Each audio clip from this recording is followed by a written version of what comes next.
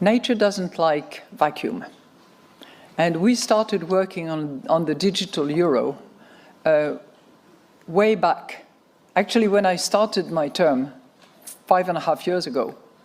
And I'm not claiming, parentality on the digital euro, because my colleague Benoît Cœuré had already committed a speech on this matter before I arrived. But I certainly carried on with that project, and subsequently Fabio Panetta on the board, and then Piero Cipollone, who has replaced Fabio, have taken the lead together with a very, very good team, which is focused on accelerating the pace and hopefully campaigning enough with all the stakeholders, meaning European Parliament, meaning European Council, meaning European Commission, so that we can eventually, not put to bed, but put to reality this digital euro. The deadline for us is going to be October of 25. This is my video update on this Sunday afternoon, March the 9th, coming to you from Athens, Greece. Let's talk about some news. And let's start things off with a shocking, but not surprising, post on X from the European Union. This is from the account of the European External Action Service, the EEAS, which, according to their X bio, is the EU diplomatic service led by stunning and brave Kaja Kallas, promoting peace, security, and EU values globally. So let's read the post from the European Union that is supporting EU values globally. The European Union strongly condemns the recent attacks reportedly by pro-Assad elements on interim government forces in the coastal areas of Syria and all violence against civilians.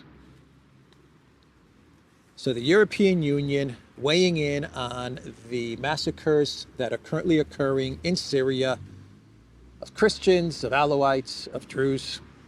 We've seen the videos, hundreds, if not thousands of videos, the horrific photos coming out of Syria, the thousands of people seeking refuge and protection at the Russian airbase.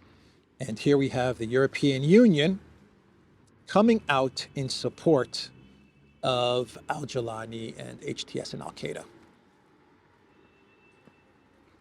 EU values, right here on X. And this post should absolutely get community noted.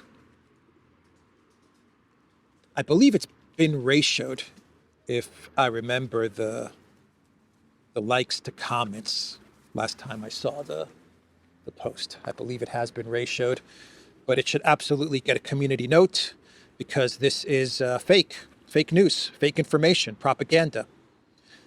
Attacks reportedly, notice how they use the word reportedly, by pro-Assad elements. They're blaming the massacre that is happening in Syria on reportedly, they use that word, reportedly, pro-Assad elements. And they throw the word Assad in there because it gets people's emotions going, right? Assad must go, evil dictator Assad. So people that aren't tuned in to what's happening in Syria, they have not been exposed to the horrors that I imagine all of us have been seeing on social media. They just come to accept that pro-Assad, the evil pro-Assad forces are causing trouble for the suit and tie al-Jilani and his freedom fighters, right? That's what the EU wants to put out there.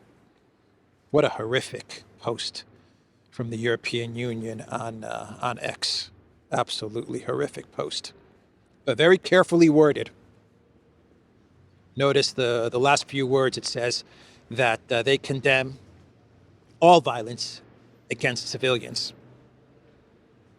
They had to put that in there. I'm sure the lawyers told them, put that in there. If we have a press conference and a reporter asks us about this post on X, then we can come out and say, you know what, we did put in that post that we condemn violence against all civilians. We can put that in there, just in case. This is a very carefully worded post on X from the European Union, but make no mistake about it. This is the EU absolutely supporting and trying to prop up al-Jawlani and his terrorists as they massacre civilians in Syria. What a horrific freaking statement. Why is the EU always on the wrong side of history? Why are they always on the freaking wrong side of, always on the wrong side of history, the European Union? Because they're globalists, I guess. I'll just answer my own question. Globalists are going to do what globalists do, which is to support all of the nasty, horrific elements of society. That's what globalism is about. Anyway, let's move on. Let's move on and talk about what is going on in Kursk. Even the BBC cannot hide. They would like to hide, but they cannot hide what is happening in Syria. They have an article with the title, Syrian Security Forces Accused of Killing Dozens of Alawites. Accused. They put that word in there, accused of killing dozens of Alawites. Notice how they don't say Christians in the title. They don't want to put Christians in there. A lot of people aren't going to understand Alawites. What's Alawites? A lot of people that are going to read this article, they're going to say security, Syrian security forces. Not HTS, not Al-Qaeda, not Al-Nusra, not Al-Jawlani. Security forces accused of killing dozens of Alawites.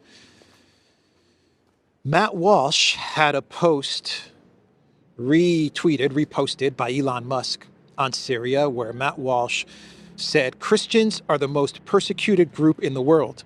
Their plight is almost entirely ignored by corporate media. The horrible atrocities in Syria are part of this long-standing pattern. Pray for our persecuted brothers and sisters across the globe. Yeah, Europe, the EU is taking a huge L on this one.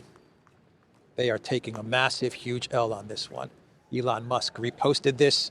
Matt Walsh of the Daily Wire is coming out against what is happening in Syria.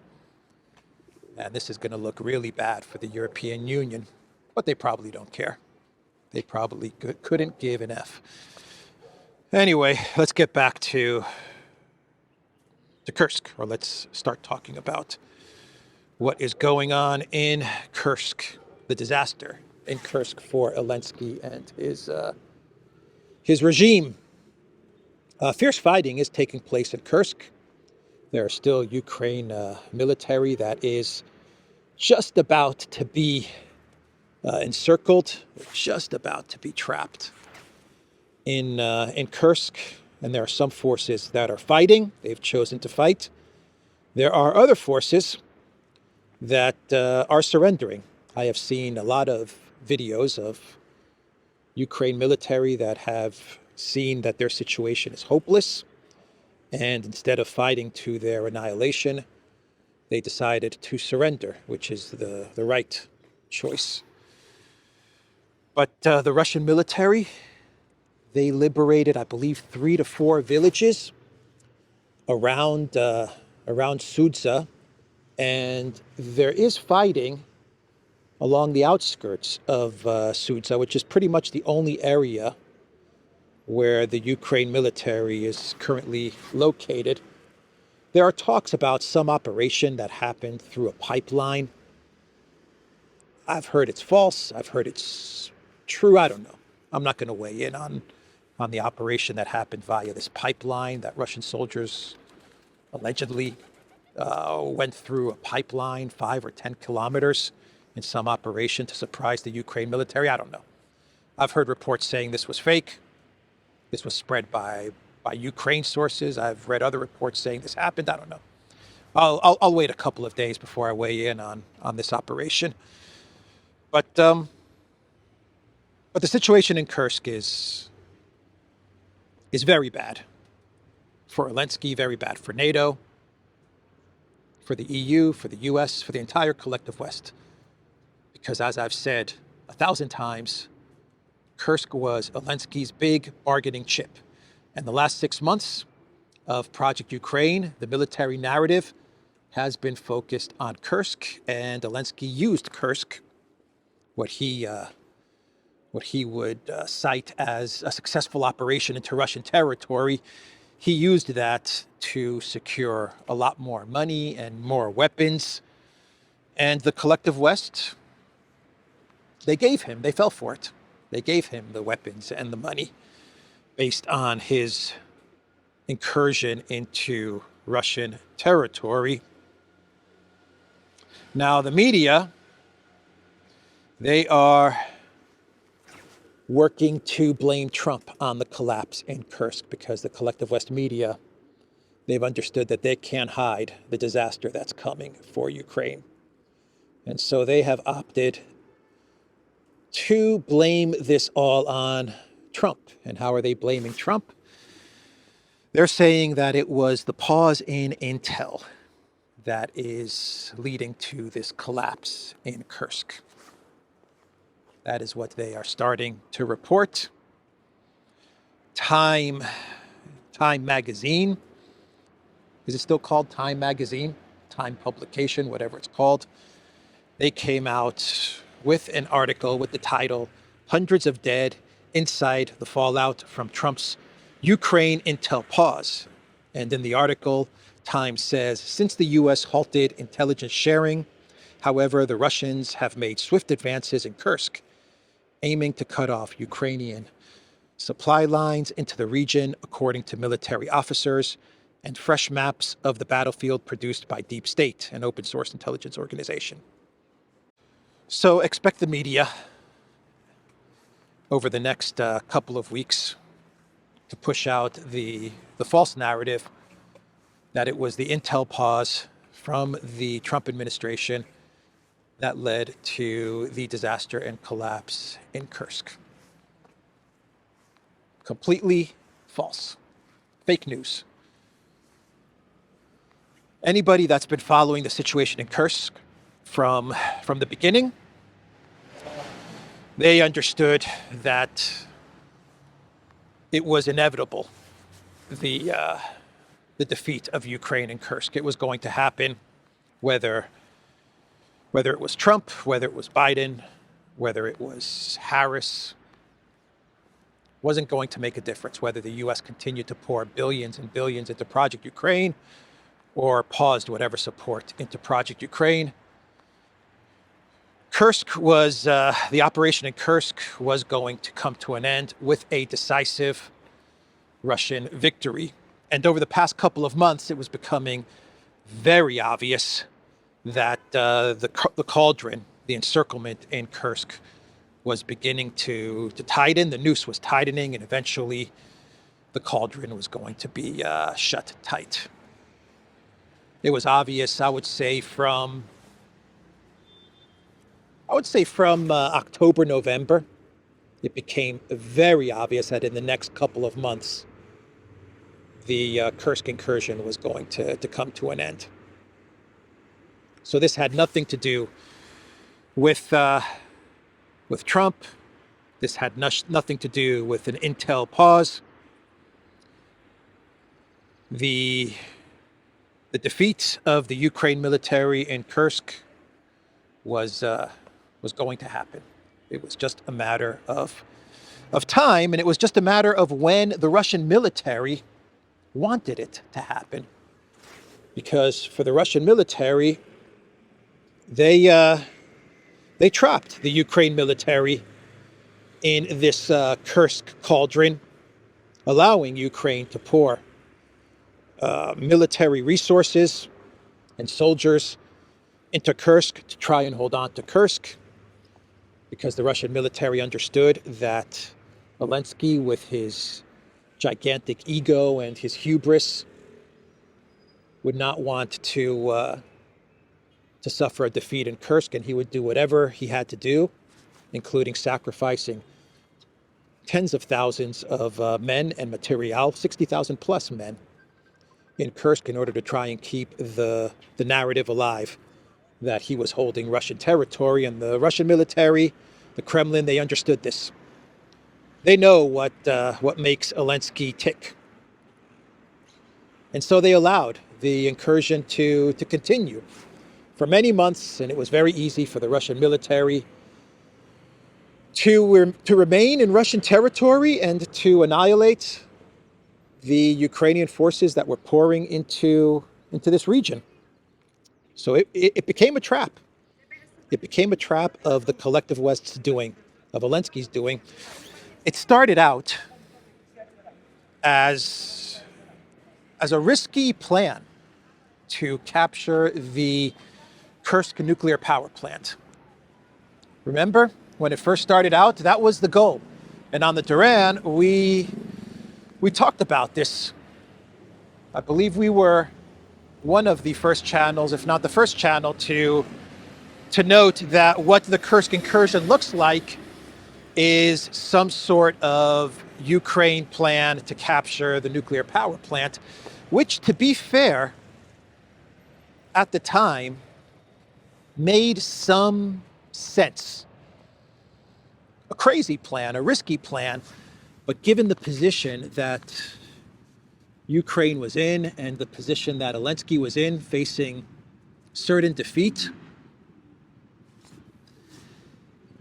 if he was going to try and go after something, it would be the nuclear power plants to use in future negotiations. And so we know the story about the history about the Ukraine military trying to capture the Zaporozhye nuclear power plant. Well, they thought, you know what? We've been trying all of these years to get the Zaporozhye nuclear power plant. How about the Kursk power plant? And there were also reports that there were some nuclear weapons, some nuclear warheads stored nearby as well. And so they tried to capture this region, this power plant, and perhaps the nuclear warheads. A crazy plan, a risky plan, but there was some logic to it, I guess you could say. There was some strategic sense to it, but it failed, as was expected. It failed big time, and then the narratives started to morph, and the narrative became from capturing the power plant, to which Ukraine never admitted that was the objective, but the Russian military and many other reports have now come out to say that that was indeed the initial objective. But it then morphed to Ukraine using Kursk as a way to divert Russian forces from the front line in Donbass. That narrative also crumbled, and we got to the point of media spin talking about North Korean soldiers in Kursk, 5,000 North Korean soldiers, 10,000. Some outlets like the New York Times, I believe they reported on 50,000 North Koreans in Kursk. So we ended up in this crazy media spin about North Koreans in Kursk. And actually, the Biden White House used that media spin to green light long-range missile strikes into Russia. Remember that? That happened around October, November, I want to say. Maybe October, November, December, when the New York Times or the Washington Post put out an article and said as much, that the Biden White House, using the reports about North Korean troops in Kursk, used that as an excuse to launch, to green light the launch of long-range missile strikes into Russia, which need U.S. surveillance and targeting and satellite imagery and all of that stuff. So, I mean, the whole Kursk thing it's a 6-month story, a 6-month narrative, but initially it was about capturing the power plant. If Elensky was smart, if Syrsky was smart, if NATO command was smart, which they're not, but if they were smart and if they cared for the lives of their soldiers and of the resources, the weapons and all of that stuff, they would have retreated. They would have backed off, retreated after they failed to capture the nuclear power plant, and that would have been it. After 2 weeks, they would have said, okay, we're out, we failed. Let's continue to focus on Donbass, but that's not what they did. They said, we're going to stay in Kursk, and we're going to push this narrative about capturing Russian territory and diverting Russian forces and North Korean troops. And now the narrative is that it's going to be used as a bargaining chip in negotiations. Media spin, man. Media spin, and now you're going to have this whole 6-month Kursk incursion and the tens of thousands of lives lost for nothing, for absolutely nothing. And this is going to be the biggest defeat for Elensky and for the collective West in this conflict. So the UK Sunday Times, they're reporting that Elensky is now an obstacle to peace. The UK Sunday Times, they put out an article with the title, "Can Zelensky negotiate peace and stay in power?" As the Ukrainian leader tries to win back US support, some fear any meaningful negotiations with Russia could be off the table while he is in office. Last autumn, a British minister described Zelensky to me as an obstacle to peace. That such a thing was said on background rather than for quotation, and is not an isolated opinion in European capitals, speaks to the gap that has opened up between public pronouncements and private thoughts about the war. Basically what the UK Sunday Times is saying is that Zelensky is toast. The UK is now starting to move towards the US position, which is that Zelensky must go. But the UK wants Zelensky to go, not because they want peace. They want Zelensky to go because the US wants Zelensky to go. And what the UK would like to have happen, what they're going to be trying to orchestrate, in my opinion, is they are going to try to push Zelensky in as president. The Ukraine ambassador to London, Zelensky, right? They want him to take over for Elensky. If they can get Zelensky in as president, then I imagine the UK is hoping that Zelensky will continue the conflict. And he's their guy as well. He's the UK's guy. So they trade in Elensky, who is a failure, for the former commander of the military, the popular in the polls, Zelensky, and they get to have their man in Kiev. They continue to have their man as president in Kiev, and the UK's hope is that the war can continue under Zelensky. And they get to have their election, so the Trump administration, the Kremlin, they can't complain about lack of elections, no elections or anything like that, no dictator stuff. The UK can say there's an election, Zelensky won, he's the president, and he's our guy, and they can continue to direct Zelensky to continue the conflict in Ukraine. That's what they're trying to get towards. But still, you have an admission from the UK Sunday Times that Elensky is now an obstacle. He was Churchill. Now he's an obstacle coming from the UK. And that's what they're saying in private. In public, they're hugging him and shaking his hand and kissing him and getting a whiff of that Elensky number 5. Anyway, that's the Sunday Times. We're getting reports. I believe this originated from The Guardian, but it's now being picked up by just about every collective West media outlet, which is that the Ukraine Navy, headed by, I forgot the guy's name, headed by some guy. Some guy's name begins with an N. Anyway, they're looking to attack the Crimean Bridge for the 3rd time. And this Navy official for Ukraine referenced the Trinity and said that in the Trinity, the 3rd time is a charm or something like that. He made some statement like that. where they're planning an attack on the Crimean bridge. Yeah, this is how you plan attacks.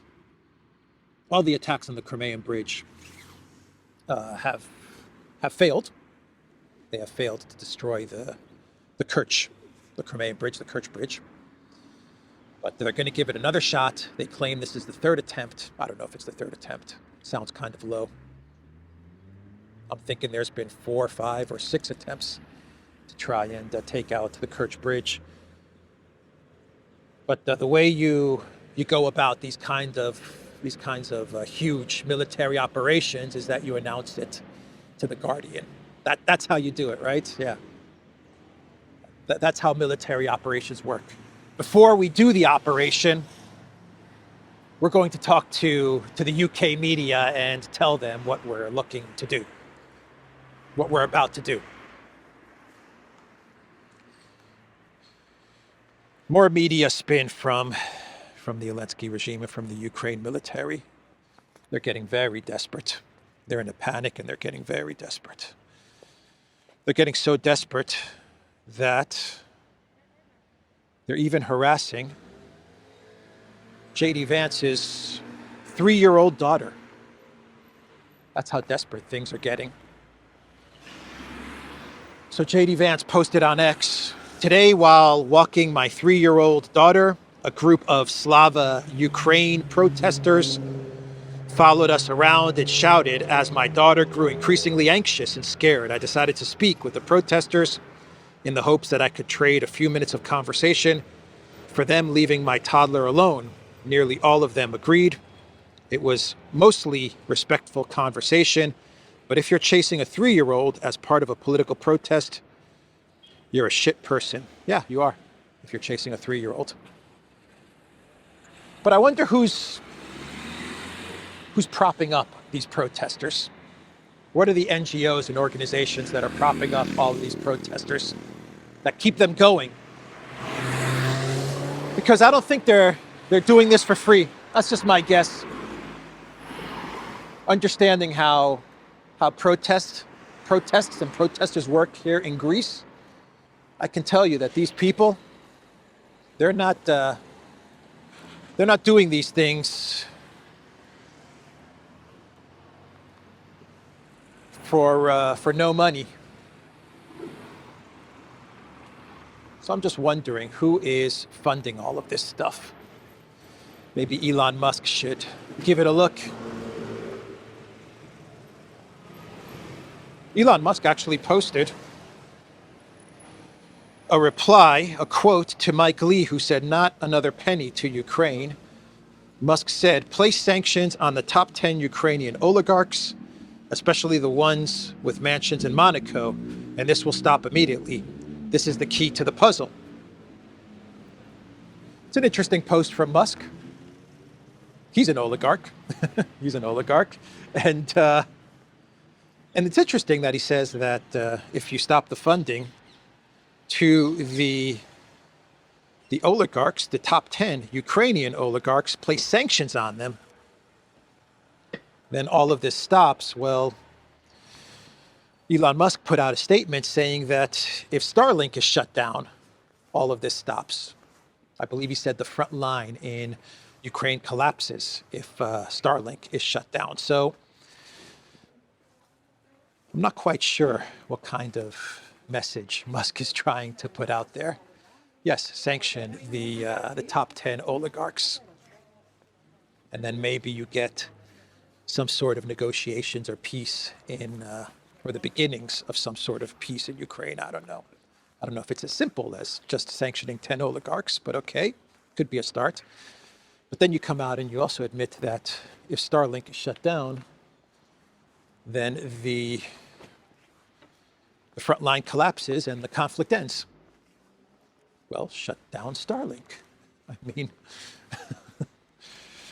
okay. Anyway, that's Elon Musk. And do I have anything else that I want to discuss today? Germany is looking to build a big military. Germany plans to recreate the largest army in Europe. The plan to rearm Europe will lead to Germany creating the largest army on the continent since World War II, Hungary's PM Viktor Orban. Yeah, don't let that happen. Do not let that happen. Russia should not let that happen. The United States should not let that happen. I would like to think that the UK would not want this to happen, but the political establishment in the UK have kind of lost their minds. But no, this should not be allowed to happen. Sorry. Someone has to say no. No.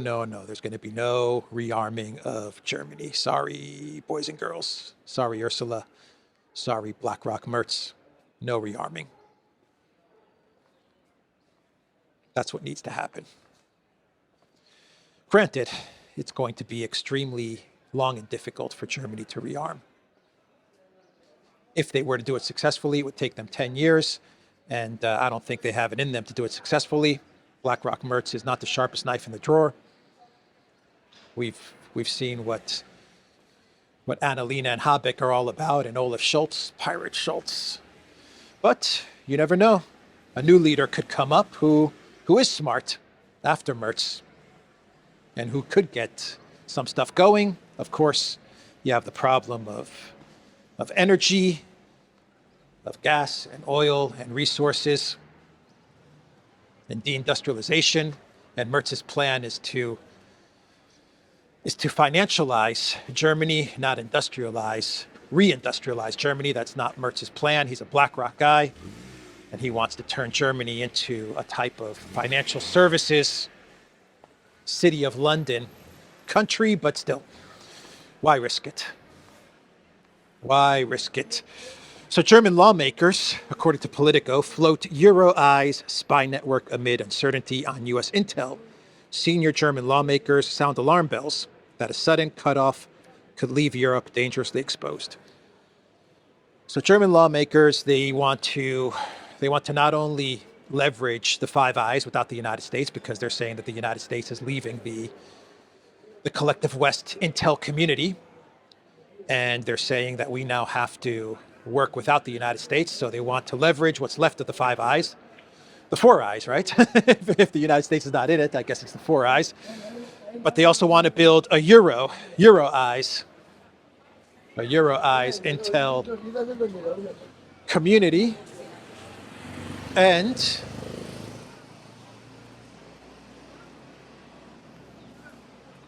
And this Euro-Eyes intel community is going to pick up the slack of the exit of the United States, the feared exit of the United States, because I still don't believe the U.S. is leaving the collective West intel community, but that's the excuse that they're running with.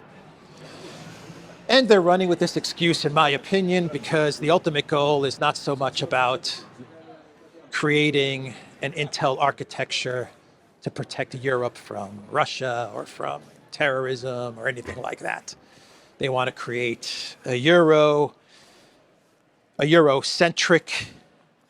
intel architecture in order to monitor European citizens, right?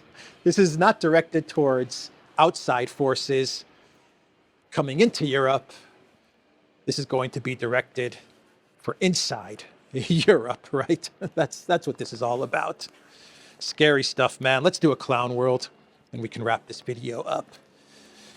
Today's clown world is courtesy of Little Napoleon, Emmanuel Macron, and France, which has announced that they will use interest from Russian assets to fund another 195 million euros or $211 million in arms for Ukraine, according to the Armed Forces Minister Le Cornu. That's what he said in an interview. 195 million euros, $211 million in weapons to Ukraine. What's the clown world in all of this? Well, the clown world is that this is going to be funded from the interest from Russian frozen assets, of course. of course, the interest in Russian frozen assets is funding everything, really. Funds everything. The UK's money that they sent to Elensky, the 3 billion that they're sending to Elensky, 1 billion has already arrived to Ukraine, according to my precious Schmiegel. That's being funded by the Russian frozen assets. France is 200 million funded by the Russian frozen assets. Everything is funded by the Russian frozen assets. All the money that Biden gave was funded by the interest from the Russian frozen assets.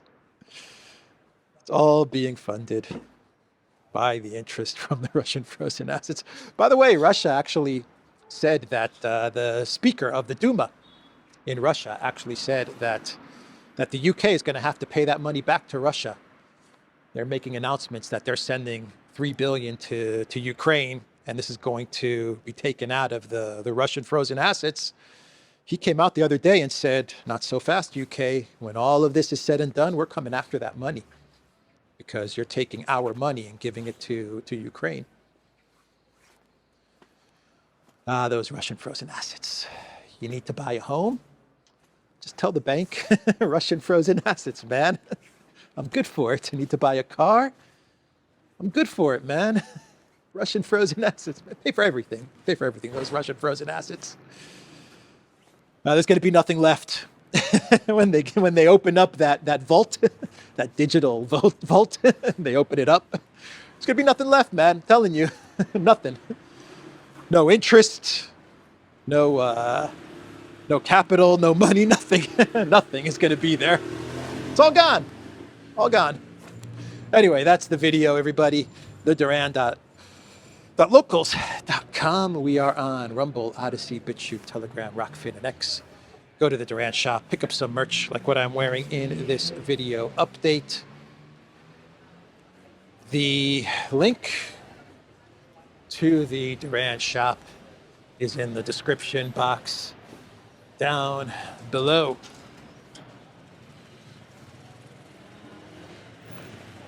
Take care.